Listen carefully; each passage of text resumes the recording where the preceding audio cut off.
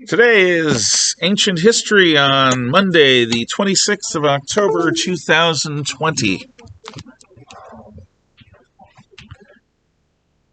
On Friday, we discussed a number of things online, including questions like what is worth living for, dying for, or killing for. We also talked about the divine as the source of legitimacy. Now, this is something I'm going to connect to modern times. In the United States, we follow the doctrine of Thomas Jefferson as expressed. Make sure you have your notes out. On to item 2C. What is the source of legitimacy? Your note packs out. We hold these truths to be self-evident, that all men are created equal, endowed by their Creator with certain inalienable rights. Among these are life, liberty, and the pursuit of happiness. And in that Declaration of Independence, Jefferson is echoing John Locke, the Enlightenment philosopher who wrote the English Bill of Rights, who would say life, liberty, and property. Property being necessary for liberty and life. Why does it matter? And I'm looking especially at those of you who were in my civics class last year, but I will ask you in general terms. Why does it matter that our doctrines all say that our rights come from God and not from man? And they all do. Why? Did you have an answer or no? No, I just lost it. Okay, yes. During that time period, was America not a mainly Christian? America was and remains a mainly Christian nation. It was a mainly Christian following country. So, you can only imagine that if so many people were following the idea of Christian, or Catholic, or becoming Catholic, they all believed in the same God, most likely. So they wanted to believe that God gave them these gifts and that they fell into. Well, social cohesion is one reason. In fact, I will remind you or anyone else who wonders about why, we don't have the words "the separation of church and state" in our founding documents. That the Continental Congress invited George Washington to become head of the Church of the United States, which was a Church of England-style Protestant church. No, it wasn't just social cohesion. Yes. Is it because, if God gave you the rights, then no human can take them away? Do you have anything to add to that? You're both right. You're right. You're right. If our rights come from government, then government can change them or take them away. This is why an understanding of the Constitution as an original document in its original intent, why the strict construction to that Constitution is important. If you view the Constitution as the fundamental law of the land, which it is, we clearly have certain rights and certain responsibilities, and government is clearly limited to certain roles. And those roles that are not included in the articles or amendments to the Constitution, the government should not be doing.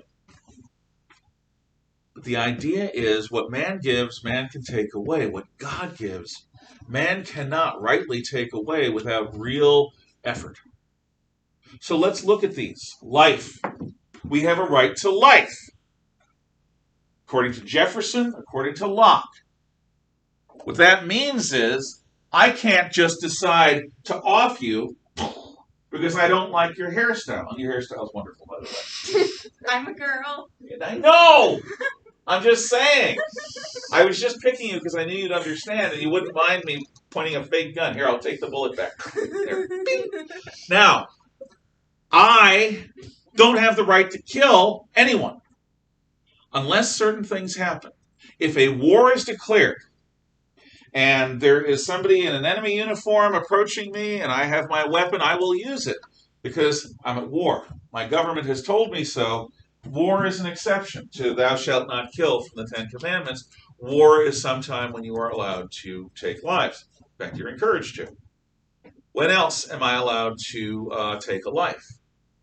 In self-defense. In self-defense, and? I was going to say something. Okay, what about society defending itself? You're right, by the way. If somebody tries taking my life or the life of another human being and I have deadly force open to me, I'm going to use deadly force, I hope, to preserve life. That's self-defense. That is allowed. Okay, you're not sure?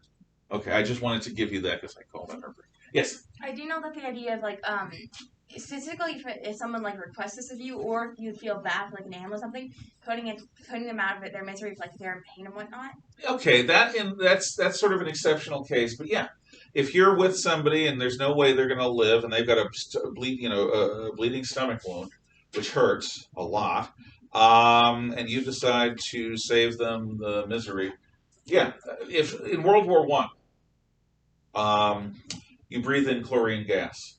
Chlorine gas will turn your lungs into confetti. It's horrible. It hurts. And oh yeah, so if you breathe in enough chlorine gas, if you're saved, you're going to be in the gas ward for months, maybe years. Maybe you'll recover, maybe you won't.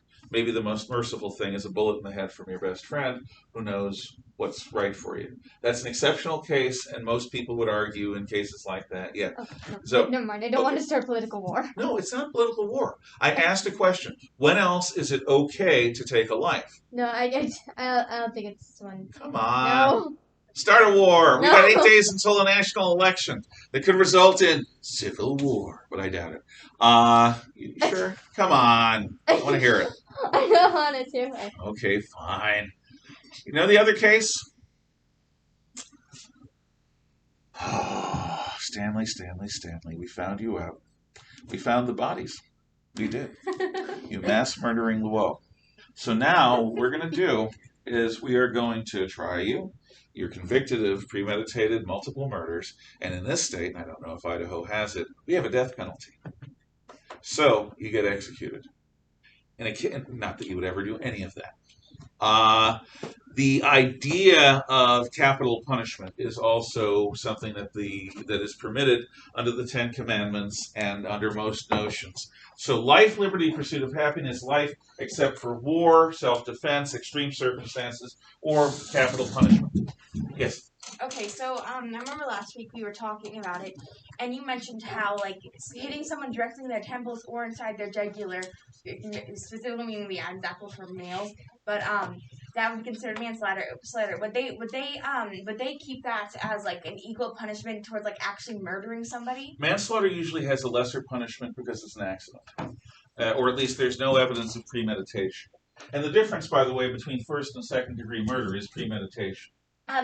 If I walk in on my wife in flagrante delicto with the pool boy and I end up killing both of them in a moment of passion, that's not the same thing as me finding out that my wife is cheating on me, going downstairs, getting in my vehicle, driving 2 hours to where she is, and then killing them both. The one is an act of reaction. That's second-degree murder. The second is an act of premeditation. That's first-degree murder. And it's usually first-degree murder that carries the death penalty or life in prison, depending upon what state you're in. I don't know if this would count in some similar area. I do know that somebody my mom worked with last year. My mom used to work at a bar part-time because she's a single mother trying to take care of 4 people. Yep. But so she worked with this lady who was a really good friend of hers. However, one day she was working with this girl, and when she arrived to her shift, there was a guy who was like literally sitting over the counter with his hand in the girl's mouth, and she bit off his thumb. That's self-defense to me. She bit off his thumb, and he tried to charge her for cannibalism, but however, she did not swallow his thumb. She did not eat it. She bit it off because he had his thumb in her mouth, and he was trying to strangle her over the bar counter. Okay. Yeah, that sounds, first of all, like a horrible event. Yeah. And secondly, no, that's not premeditation unless she was going, I dare you to stick your finger in my mouth because I'm going to bite it off. Coward. Yeah, no, unless it's something like that. No, that's, I see other hands. Zoe! Wait, could one of them... And I forgot what the word is. Okay, it doesn't matter. Say what you're going to say without the I seriously word. forgot what the word was. Okay. Okay. Did I see other hands? When I remember it. Okay. You're going to say something today. I know it. And it'll be good. Life, liberty. How can you take somebody's liberty away rightly? Well, if they're convicted of a crime and sent to prison, you have taken their liberty. But otherwise, you can't do it. You can't kidnap people. You cannot righteously hold them against their will. Unless the government convicts them of a crime, you can't take somebody's liberty or their life. Pursuit of happiness or property. Why is property an essential part of freedom? Yeah? In those days, those who were not free were forbidden to own property. In part. Thus, very, very early on, in some areas, women were not allowed to own property. That changed. There's also this, though, in addition to it being a status of free people. Yes. Well, I was gonna say, like in communism, like you can't own your own property, but we're not a communist place, Right. So you have the right to your own property. Take it further, and think about this in relation to socialism or communism, depending. If I have my own property, my own income, I can tell the government to get off, and I can defy the government. I can say no. I'm a free person. I disagree with the president. I disagree with the Congress. I disagree with this law. I'm going to campaign against it. In fact, I'm going to run for office. If I have my own property, I can do that without the government directly engaging in reprisals. If, however, I am dependent upon the government, if I don't have independent property that I have earned that is mine, then people who are in powerful positions in the government can put pressure on me to stop chattering so much in criticism of that. This is what happened in Louisiana in the 1930s. Governor Huey Long, Democrat governor of Louisiana, is the closest thing we ever had to a fascist dictator in the United States. And one of the things he did is anyone who was at all critical of him, he would find relatives of theirs who end up depending upon state money in one way or another and cut them off like that. Property prevents that. Interestingly enough, many large corporate companies function in a communist way, such as they will force you into contracts should you want to work with them. And if you don't read them carefully enough, you could find yourself breaching the contract, and they will take away everything. Absolutely so. That's why, as a free market person, I object to certain corporate practices because they're very not in the spirit of free market. No, you're absolutely right. Some corporations also limit your free speech. If you work for them and you say the wrong thing on Facebook, gone. Things like that are disturbing to me. But the whole point of this is if rights come from God, they're harder to take away. I just gave you examples of three things: life, liberty, and property. If rights come from one government, then another government can say, you know what, the right to free speech or worship isn't that important. You know what's important? The right to sport, or the right to health care, or the right to housing, or the right to food. This is what a lot of people say about my abuelo's Cuba. My grandfather's Cuba, when it was taken over by communism under Castro, replaced people's rights with new rights. And if you're a Cuban communist, hey, I got rights to this, that, the other thing. But you don't have a right to freedom of thought. You don't have a right to freedom of expression. You certainly don't have a right to freedom of worship. And those are kind of important to me. You think about it. Anyway, the whole idea is that power comes from God. And this idea comes from pre-industrial times almost everywhere in the world. The idea is this person, King Jobu wouldn't be in charge if King Jobu didn't have the favor of the gods. And if King Jobu's a bad king, well, then we're being punished by the gods with King Jobu. Legitimacy comes from above. And it isn't going to be until the 1700s that people argue persuasively that legitimacy may come from below, from the people. Up until this point, legitimacy comes from the gods. Even the Athenians and the Roman Republic said that ultimately legitimacy comes from divine sources. It isn't until the American Revolution that we end up with the idea put into practice that voters confer legitimacy. Okay. If there are no further questions, we're now going into sort of definition soup of basic human civilization. So this is going to be vocabulary oriented. Culture. A culture, this is item D, is a group of people bound together by certain core beliefs. A group of people bound together by certain core beliefs.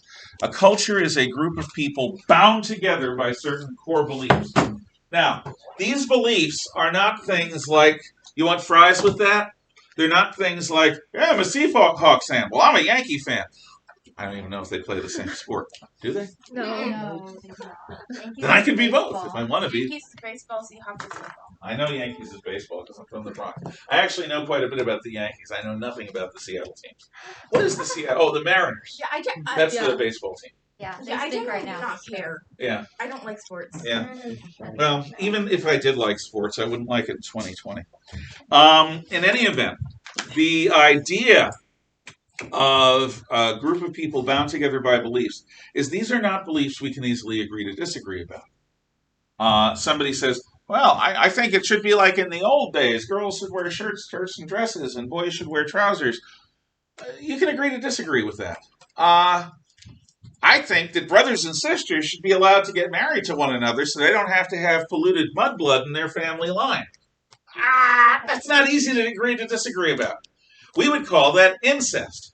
Ancient Egyptians would call that good royal policy because they believed that the pharaonic family was divine, that the pharaoh was a living god among men. The Japanese still believe this about their imperial family, that the emperor, it's Naruhito now. The emperor Naruhito is lineal descendant of Amaterasu Omikami, goddess of the sun. So you got to be very careful who the emperor marries. You don't want mudblood. You've got to be very careful who the pharaoh marries. And in pharaonic Egypt, they would marry close. They would marry brother and sister. They would marry first cousins. It's just creepy, weird stuff. Most of us, on a basic visceral level, know that incest is evil and wrong. And it's one of those things that most societies absolutely agree about. You do not sleep with close relatives, not blood relatives. Bad stuff happens. And genetics, biology tends to reinforce this. Because what happened to the Egyptian royal families is the dynasties went through a very particular pattern.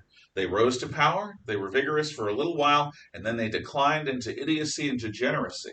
And they did this because if you breed too close to your bloodline, you end up with all sorts of preventable birth defects. So it doesn't work out in the long run. Yes? I'm just curious in generality. When did we decide that people would become rulers and whatnot, or did they just appear out of nowhere? Did people believe that God gave them a sign? Well, it depends on where and when, but I've tried to address this when we're talking Paleolithic versus Neolithic. Paleolithic hunter-gatherers are almost always they're almost always part of a clan system, and somebody within the family, usually a charismatic male leader, ends up running things. Maybe with or without the women sort of vetoing or approving what he does. But when we develop Neolithic farming techniques, at that point, hierarchies really develop. Some places decide that the ruler owns all the land and everyone just rents it from them. So the basis of their power is economic. Others, like in Egypt, decide, well, actually in Egypt, the pharaoh did own all the land, but he's also a living god. So very early on, somebody had to run the show, and somebody was found to be divinely put there in some way. And the details differ, but it is almost always the rise of agriculture, especially the rise of towns and cities, and the establishment of a unity between church and state. That's where it tends to come from. Summer. This might be a little, but isn't Wait, that is a little. Don't worry about it. Not Go. stupid, but It's okay. So I thought leaders came from nature. It was like a wolf pack. I was alpha. just going to say that. Okay. That's what I think of. Well, wolves are programmed to be hierarchical. That's their instinctive programming. Wolves are intensely hierarchical. The way we work with dogs is we are their alphas, and they are our betas or our gammas or whatever. They work for us. And that is ingrained because dogs are pack hunters. They need to be. If dogs don't hunt by packs, they get outdone by big cats and other things like that. We are less creatures of instinct. I would say that if you look at what's normal throughout human history, what's normal is monarchy. The most normal thing in the world is for someone to be king. And a king is a divinely appointed ruler that rules the state in the name of the gods. If you look throughout the world at the most common form of government post-Neolithic, post-agricultural revolution, it's monarchy. We're the freakos because we believe that the people have a say. Today's Chinese Communist Party is arguing that the norm and the superior form of government is a self-perpetuating oligarchy. And what that is a group of people that the leadership of the Communist Party, generation by generation, is going to run things. And their argument is, look at how easy we've found it to infiltrate and dominate other countries. And they do this. They do this by finding ambitious people who they then bankroll and support. Those people end up taking power, and they end up, because they're beholden to the Chinese Communist Party, never criticizing the Chinese Communist Party and doing what the Chinese Communist Party wants, in effect making their country into a bit of a colony. Their argument is that the corruptibility of human beings in free societies makes their form of government superior to ours. And that's a different argument than the Soviets made in the Cold War, or Hitler made, or the fascists made. And it's a challenge we're going to have to face because they are definitely trying to push us aside to become global hegemon. That means big boss of the world. I do not think that we can go beyond that because, again, we're not instinctively driven. We're driven by choice and free will. Our instincts play a role. And I think the next time you doubt how natural hierarchy is, think about the last time you were afraid for your life, if you've ever been. I mean, terrified, afraid, in a moment of chaos. In a moment like that, most people look for somebody to be in charge who's trustworthy, who's calm, who's thoughtful, who's going to make the right call, and who's going to get you through alive. That's why ships have captains. But I wouldn't take that too far beyond what I've just said. Monarchy tends to be natural and normal. We're the unusual ones, but I don't know, I hope I answered your question. Yes. Yeah, I think on Friday you're talking about like the skills of a leader and stuff. The like, what? How, the skills of a leader. Like, Yes. Like for instance, I think of my dad because he's the captain, but like you gotta be calm. You gotta give Ship people, captain, army captain, Navy. That's colonel. That's big time. Yeah.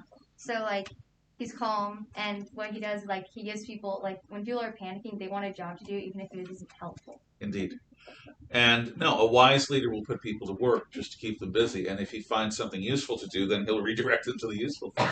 But it's all about avoiding panic. And a good leader can do that just by a tone of voice, just by the way they carry themselves, by being unflappable.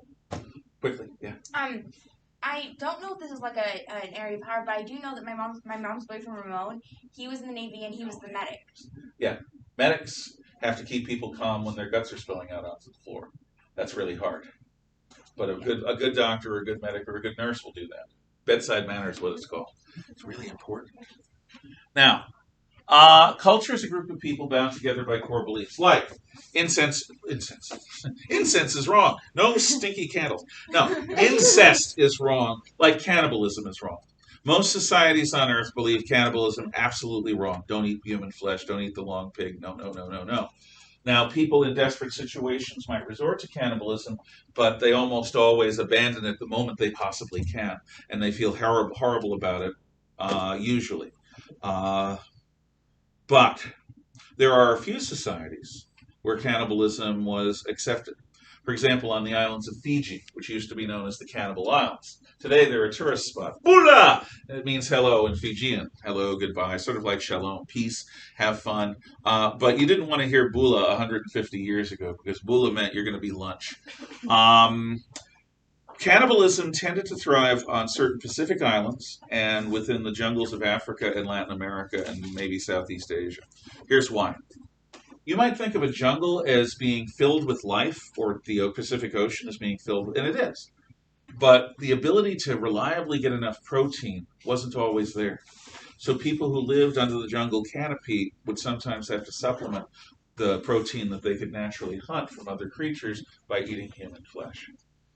It tends to be almost always in that type of climate zone, the tropics or an ocean island, where getting protein sometimes doesn't happen regularly. In any case, most societies absolutely reject it. So when I say a culture is a group of people bound together by core beliefs, that's one of them. You know, no incest, no cannibalism. Those are some of them. We're talking ideas that you cannot agree politely to disagree about. Here's one, and this is something I experienced in Portland, Maine, when I was working for schools that had lots of different cultures. So you have a daughter in the United States in an American city who is being married by her father to one of his friends. That's perfectly fine if you're in Kuwait, or if you're in Somalia, or if you're in even Iraq. But it's not okay in the United States. So what do you do with that? On the one hand, you've got a desire to allow people to live their culture. On the other hand, that is a variant of arranged marriage slavery, and it's against American law. Absolutely, positively against American law. So ultimately, you've got to enforce the law. If people come here, they're expected to adapt to the United States, not the other way around. What about honor killings? Honor killings happens rarely, but it does happen. You've got an American Islamic family, and a son or a daughter decides to abandon the Islam that the family has and maybe consider another religion, maybe consider being an American agnostic, a lot of them. And the person who is stepping away from the faith ends up dead. Well, in the old country, that was called an honor killing. We're preserving the honor of your family by preventing one of your children from straying from the true faith. In the United States, we call it premeditated murder. So, when I'm talking about culture, I'm talking about certain core beliefs that people think are worth living for, dying for, and killing for. Our notion of freedom, let's take that against a traditional notion. We think freedom is wonderful. However, our terrorist enemies think that freedom is an invitation for Satan to steal all sorts of souls. We think that people being able to choose what religion they are is necessary. They think that freedom to step away from the true faith is diabolical and evil. You see how basic ideas can be seen differently. And this is one of the things that matters. Culture is not something that you can just give up. The basic ideas that hold a culture together are simply too deep. They are too important. So, a culture is a group of people bound together by core beliefs, not beliefs you can agree to disagree about, ideas of right and wrong, good and evil, what human life is about. That is a culture. Now, Paleolithic hunter-gatherers had culture.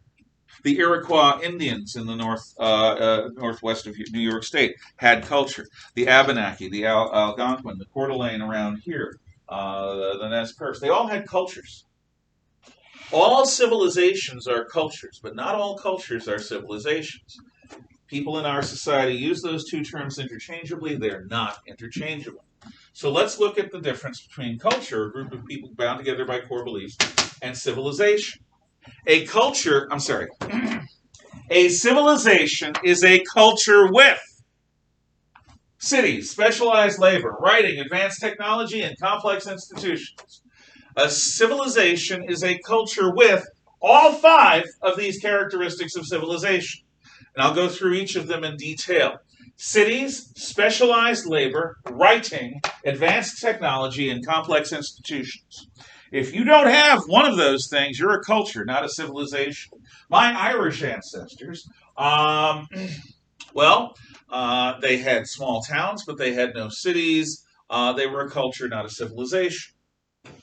The ancestors that I have that come from Italy and Spain, they were a civilization. They had all these things, cities, specialized labor, writing, advanced technology, and complex institutions.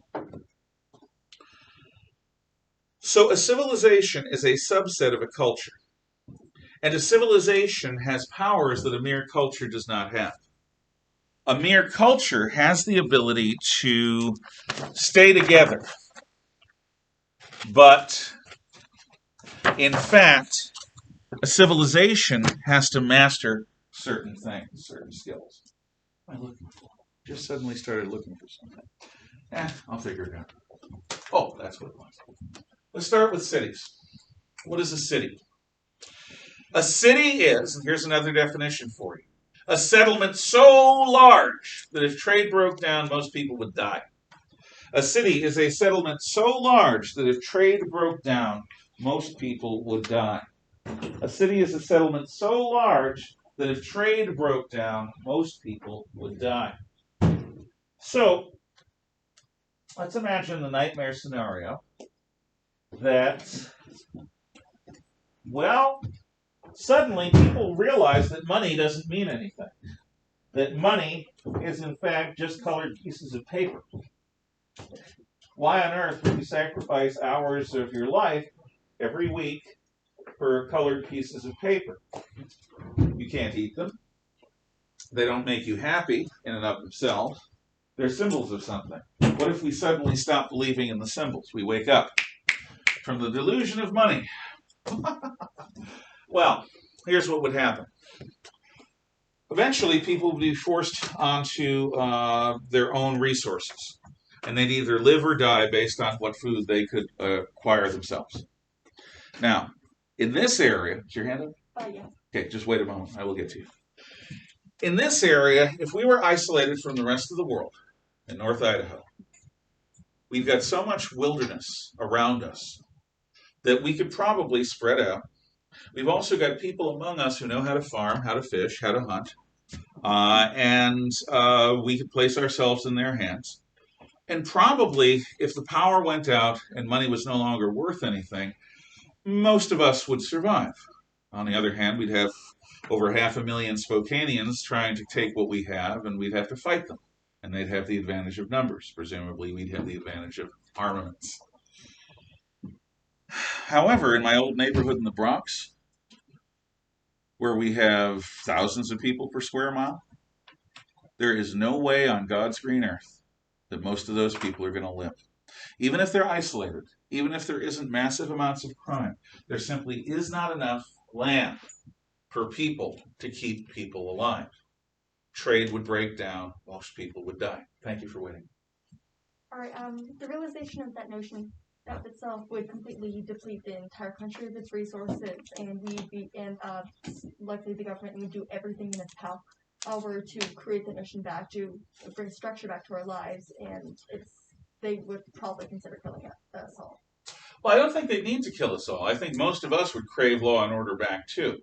Anarchy for a moment may work for a lot of people. Anarchy in the long run doesn't. History at least shows that human beings don't live comfortably in an anarchic moment, in an anarchic situation. They even will crave the order of a dictator or a tyrant over anarchy. But you're right. The government would need us, and we would need it ourselves. So if suddenly money needs to be reverted to gold and precious metals, something that allows us a medium of exchange, something that allows us some symbol for value. Otherwise, value is simply what I can have with my force, what you can have with your force, and if we need to, we'll take from one another violently. And that is horrible anarchy. It doesn't work, except in the short run.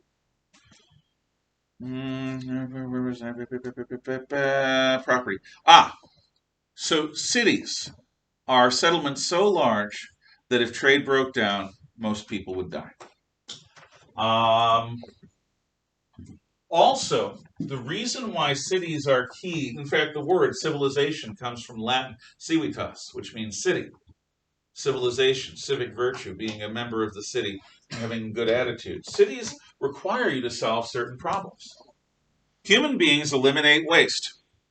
If you don't figure out what to do with that waste, your people are going to die of cholera, of typhus, of other preventable epidemics, because you're eating tainted food and you're drinking tainted water. So you have to figure out how you're going to get rid of the waste.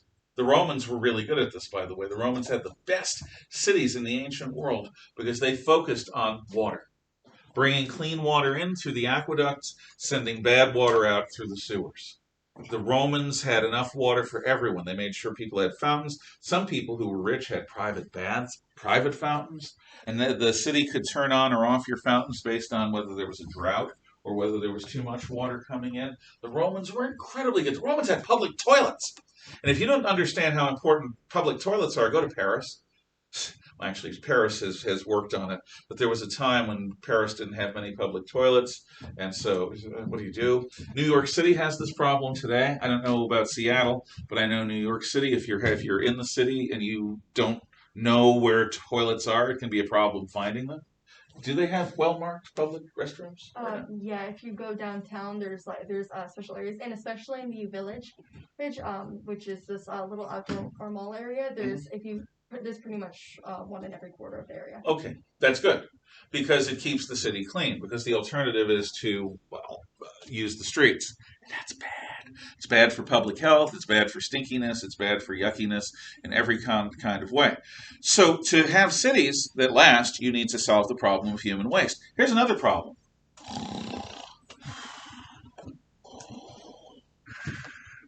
Hey, you! Shut up! Stop snoring!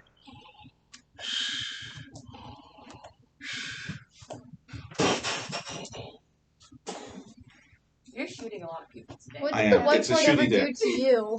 Well, he was snoring loud. How did This the really white- happened. In the Old West, a gunfighter was sleeping off a drunk, a time when he was drunk, and the guy in the next room was snoring loudly. And he tried getting the guy to shut up, and the guy kept snoring, so he shot through the walls until the snoring stopped. And he got out of it. He didn't have to suffer for murder or anything. He just left. Why? Because the West was an anarchy in those days. Yeah. So being a quiet sleeper was like good for your health. Yes, it was. Not having annoying coughs. Yeah, I'll tell you about Caligula later in the year. And his nephew died because he had an annoying cough. He kept clearing his throat. It was just irritating. Wow, I think that. Understand, good manners are what keep us alive. Human beings are irritating! We do things that are just annoying to one another. And the natural response when somebody irritates you is to make them stop! It is. But if people do that, cities won't work. Cities involve establishing more manners so that people can find a way to live with one another without killing each other all the time. Now, one of these, by the way, is dueling. We don't do dueling much in the United States anymore, but if you know anything about Alexander Hamilton, you know that he died in a duel because it was a dueling culture back in the late 1700s. It was illegal, but if you were a man and somebody challenged you, you didn't want to be a coward, so more shooting. Oh, So why is dueling important? Because dueling is not random murder. Let's say I offend you. I offend the heck out of you. So you come after me and you slap me across the face with your gauntlet, your glove, and you say, I challenge you to a duel, because I am annoying, I know. So you do that, and I accept, and I get choice of weapons, and I say pistolas at dawn, so we're going to shoot pistols at one another. Well, the next day at dawn, we're going to meet. That means you're not going to shoot up my shop. I'm not going to attack your home. We're not going to start fighting in the streets. We're going to go somewhere quiet. And with our seconds, we're going to follow a bunch of traditions and rules about dueling. And in the end, either both of us will still be alive, but honor will have been satisfied, or one of us will be wounded, or both of us will be wounded, or one of us will be dead, or both of us will be dead. Simple, straight, and to the point. We don't have to worry about it. You know what dueling does? It makes everyone really polite. Japan, before the modern era, when samurai ruled, Japanese knights, they were extremely polite. They had rituals for everything. They had rituals for meeting somebody much more powerful than them that they were enemies with, somebody slightly more powerful than them that they were enemies with. They had rituals for drinking tea. They had rituals for everything. Why? Because if you did anything that screwed up the ritual and made somebody nervous, the katanas would be out and heads would be rolling. So dueling was a way of keeping people under control. They controlled themselves. You know why? Because if you insult another person personally, they could challenge you to a duel that you might die from. In the Old West, you could sue all sorts of things, but you would never call somebody a dirty, rotten SOB. Because SOB implies that their mother is a female dog in heat. SOB implies that their mother is a dog. SOB implies that, it's a personal insult. And if somebody personally insults you, you can seek satisfaction through a duel. So the samurai were very polite. In the Old West, after a while, people learned to be very polite. Because if they weren't, they could get shot right then, right there on the street. So dueling is one way for good manners. Here's another way. On the street, you know what you're going to do? You're going to run into people. It happens. It's inevitable. I learned very young in New York to cut through a crowd with my shoulder, just and other people do the same thing. And sometimes you hit. What do you do when you run into somebody and knock them over? They run into you and knock you over. You say, "Excuse me, I'm sorry." You apologize. You do something. You say something. You do something. You don't just walk by and say, "Good," because if you do, somebody's going to come after you. To have cities, you need to deal with the human waste. You need to deal with the problems of clean, fresh water. You also need to deal with the problem of bringing enough food in every day for everyone. But you especially need to deal with the problem of developing manners that allow our interactions to work. You know what manners are? They're lubrication.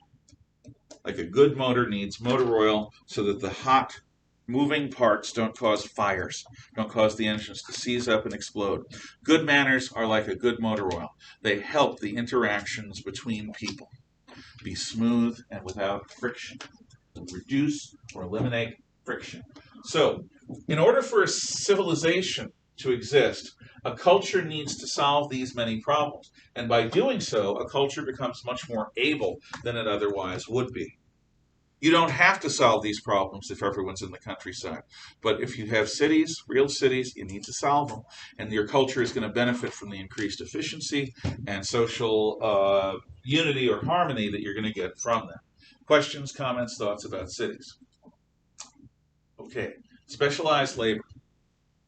Specialized labor is the opposite of what everyone does in the Paleolithic. If I'm a hunter, I go out and look for sticks and stones. I take those sticks and stones and make them tools. I have to maintain my tools, and then it's time to hunt. I go out and hunt the beasts of the wild. When I get the beasts, I have to skin them. I have to smoke them. I have to do what I can to prepare the meat to travel back home. I have to then make my own clothing out of the skins. I have to fix my tools and repair them so that they're still sharp. When I get back home, I've got to distribute the meat. I've got to cook the meat. I've got to deal with the vegetables that the women are giving me. I've got to do this all myself. I've got to do everything. So a generalist worker is the opposite of a specialist. A generalist worker is a jack of all trades but a master of none. Paleolithic hunter-gatherers, all men did all-man tasks. All women did all-woman tasks. Everyone did both tasks, because there were a few things that both men and women did. There was no specialization. Everyone did everything. Specialized labor is doing just one thing well enough to get paid. Doing just one thing well enough to get paid. Doing just one thing well enough to get paid. That's a specialized worker, and you'll see it in your notes. A specialized worker does just one thing well enough to get paid. So I'm a specialist. I learn and teach history.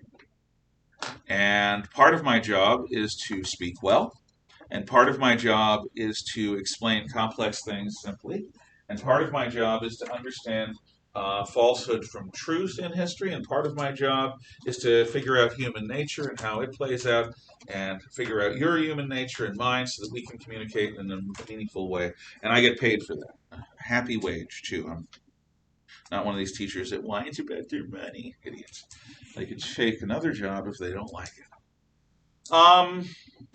What if I'm really good at making beads, or making necklaces, or making things out of wood, or making metal into various shapes and hardnesses? I can get specialized and become that. I can become a blacksmith, or a carpenter, or a craftsman. What if I'm really good at fishing? I can become a fisherman. What if I'm really good at growing things? I can become a farmer. These are all specialized jobs. I do just one thing well enough to get paid. Now, what's the advantage of specialized labor? Okay, here's one. Let's say that my job is to work at a factory station in an auto plant. The chassis rolls up, that's the body of the car, the framework. The engine block swings down, and I've got to attach the engine block to the chassis using a power wrench. So I attach the engine block in 6 different places with my power wrench, and then the car and the new engine block move on. And that's what I do all day, every work day, period. That is my job. Well, the first few weeks I do it, I'm not really good at it. I'm going to take more time than the average person. I'm going to be awkward. I'm going to injure myself a little bit, banging into the engine. Maybe I'll go at the wrong time and shoot a nut off into space, hitting somebody in the head or something. God forbid. But after a while, I'm going to get really good at it. I'm going to think about this job better more than anyone else who doesn't do it.